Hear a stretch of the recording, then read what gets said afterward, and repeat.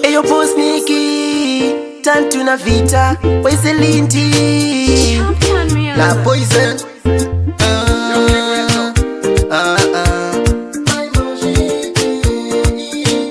Kuma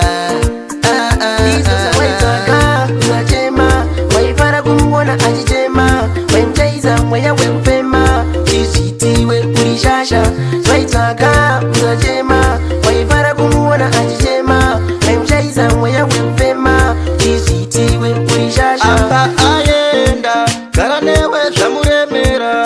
Waivecha zezesa Ona zvatopera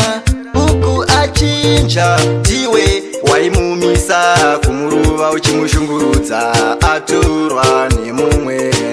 Izo za waitaka Uzajema Waifara kumuona ajijema Wemjaiza mwaya wemfema Chishitiwe ulishasha Waitaka Uzajema Waifara kumuona ajijema Wemjaiza mwaya wemfema Chishitiwe ulishasha Wangu ndakambo kuuza Dichitiwe uzadaro Waida kushita unenaro Uchikoshesa mafaro Mukoma wapuza musha Kusia wako ruva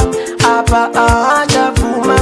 Akutoda ovita Zosa waitaka Uzajema Waifara kumuona ajijema Wemjaiza mwaya wemfema Chishitiwe ulishasha Waitaka Uzajema Waifara kumuona ajijema Wemjaiza mwaya wemfema Chishitiwe ulishasha Waifara kumuona ajichema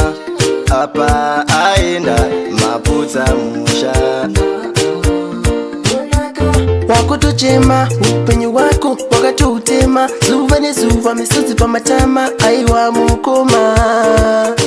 Izo za waitaka Uzajema Waifara kumuona ajijema Wemjaiza mwaya wemfema Chishitiwe ulishasha Waitaka Uzajema Waifara kumuona ajijema Wemjaiza mwaya wemfema Chishitiwe ulishasha Apa ayenda Karanewe zamuremera